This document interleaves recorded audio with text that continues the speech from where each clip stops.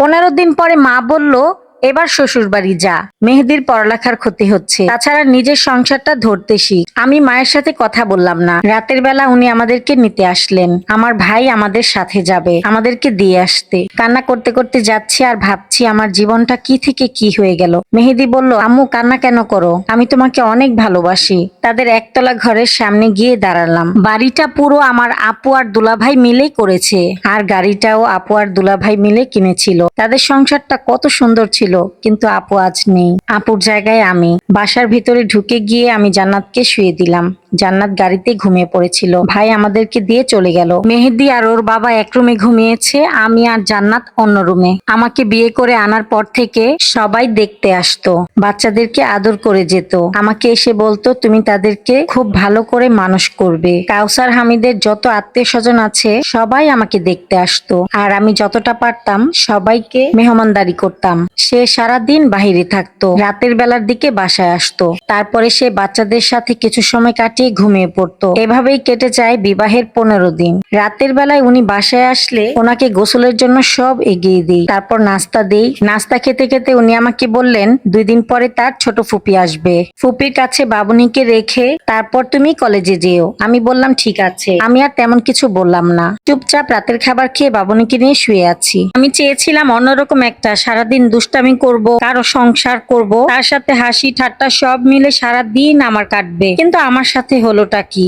ছোট ফুপু আসে, আমাকে এখন ওনার সাথে থাকতে হবে। মেহেদি ফুপুর কাছে ঘুমাবে এমন বায়না ধরেছে, কিন্তু আমি দিতে চাইলাম না। কিন্তু ও ওখানে গিয়ে শুয়ে পড়েছে। উনি বললেন আজ আমরা একসাথে থাকবো। উনি বাবুনিকে নিয়ে আমার রুমে গিয়ে শুয়ে পড়লেন। আমার যেতে ইচ্ছে করছে না। আমি অনেক সময় ধরে ড্রয়িং রুমে বসে টিভি দেখছিলাম। রাত প্রায় 2টা। ছোট ফুপি আমাকে দেখে চমকে গেলেন, জিজ্ঞাসা করলেন আমি এখানে কেন বসেছি। তখন বললাম আমি মাত্রই বসেছি। কিছু লাগবে ফুপু আপনার? তখন বলল যে না, আমি তাহাজ্জুদ পড়তে উঠেছি, যার রুমে যা ঘুমা গিয়ে। আমি পা টিপে টিপে রুমে গেলাম। বাবুনিকে মাঝখানে রেখে আমি সাইডে শুয়ে পড়লাম। চোখ প্রায় লেগে এসেছে এমন সময় বাবুনির উপর দিয়ে উনি আমার গায়ের উপরে হাত দিলেন। উনি তখন ঘুমন্ত অবস্থাতেই ছিলেন। আমি তখন তার হাতটা সরিয়ে দিলাম। তারপর আমি আরেকটু সাইড হয়ে ঘুমিয়ে পড়েছি। হঠাৎ ঘুম ভেঙে অনুভব করেছি আমার শরীরে কেউ হাত দিয়েছে, আমাকে কেউ জড়িয়ে ধরেছে। সে রাতে ওনার সাথে আমার কাছাকাছি আসা হলো। শুধু এতটুকুই মনে হয়েছে, সম্পর্ক তো পশু পাখিরাও করে, এখানে কোনো ভালোবাসা খুঁজে পেলাম না আমি। সে রাতে আমার ঘুম হয়নি, শুধু আফসোস হয়েছে আমার জীবনের প্রতি। আমি গোসল করে এসে ভাত নিয়ে বসেছি।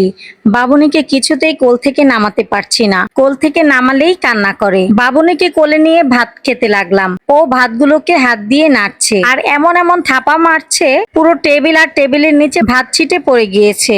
দীর্ঘশ্বাস আসলো একটি। আমার মনে হলো মা হওয়া এত সহজ নয়। বিকেলের দিকে মা আর ভাবি এসেছে, কোন রকম খবর না দিয়ে। তারা আসার পর আমাকে জড়িয়ে ধরে, আমি তাদেরকে জড়িয়ে ধরি না। মা বলল কেমন আছিস মা? আমি বললাম বুড়া মানুষের সাথে একটা 17 বছরের মেয়েকে বিয়ে দিলে যেমন থাকা যায় ঠিক তেমনই আছি। তখন মা বলল, আমার উপরে রাগ করিস না মা, আমি সবার ভালো চেয়েছি, এখন সবাই ভালো আছে। ভাবি আমাকে আলাদা করে জিজ্ঞাসা করছে, তোদের মধ্যে কি কিছু হয়েছে? জি হয়েছে। সে শুনে বলল, যাক তাহলে ভালো। আমি বললাম কি হয়েছে সেটা শুনতে চাবেন না? রাস্তাঘাটে কুকুররা যেভাবে শারীরিক সম্পর্ক করে ঠিক সেভাবেই হয়েছে। রাতে উনি অফিস থেকে আসলেন, গোসল করে এসে আর খাবার খেলেন না। উনি নাকি বাহির থেকে খেয়ে এসেছেন। আমি টিভিতে সিরিয়াল দেখায় বিজি। উনি পাশে এসে বসে বললেন, পিল এনে দিব 1 পাতা তোমাকে, তুমি পিল খেও। আমি চুপচাপ ছিলাম, কোনো কথা বলি নাই। সে রাতে উনি কাছে আসতে চাইলেন। আমি না করতে চাইলে উনি আমার ইচ্ছার বিরুদ্ধে আমার কাছে আসেন। ওই রাতটা আমার ভীষণ হতাশায় কাটলো। সকালে উনি বললেন তুমি পিল খেয়ে নাও। আমি পিল খেয়ে নিলাম। পিল খাওয়ার পর থেকে আমার মাথা ঘুরায়, বমি বমি ভাব হয়, আমার কেমন জানি লাগে, কিছু করতে ভালো লাগে না। সারাদিন শুয়ে থাকি, বাচ্চাদেরও টেক কেয়ার করা হয় না। আমি যেন কেমন হয়ে গেছি। দিন যত যায় আরো দূরত্ব হয়ে যায় ওনার সাথে আমার। উনি আমার কোনো কথাই মনোযোগ দিয়ে শুনতো না, আর বলতেন আমি নাকি বেশি কথা বলি। একদিন তো উনি আমাকে বলেই ফেললেন আমি নিশি আপুর মতো না, আর আমি নিশি আপুর মতো কখনোই হতে পারবো না। আমি চরম হতাশায় দিক বেদিক হারিয়ে ফেলি। বাচ্চাদেরকে রেখে আমি আমার বাসা চলে আসি। মা আর ভাবিকে বলি, যদি তোমরা কথা বাড়াও তাহলে আমি সুইসাইড করব, কারণ ফাইনাল পরীক্ষার আর বেশি দিন বাকি নেই। আমি চলে আসার পর ভাইয়া গিয়ে বাবুনি আর মেহেদিকে নিয়ে আসে। ওদের ভালোবাসি আমি সত্যি, কিন্তু আমি বিরক্ত হয়ে যাই সারাদিন ওদের পিছে ছুটতে ছুটতে। আমি যেন যেন ওদের থেকে একা থাকতে পারলেই বাঁচি। 3টা মাস আমি ওনার সাথে কোনো ধরনের যোগাযোগ রাখি নাই। এমনকি উনি বাসায় আসলে আমি লুকিয়ে লুকিয়ে থাকি। ফাইনাল পরীক্ষা শেষ হয়ে যায়, নানার বাড়িতে বেড়াতে যাব। আমার কাজিনরা বারবার শুধু ফোন করে তাদের বাসায় যাওয়ার জন্য।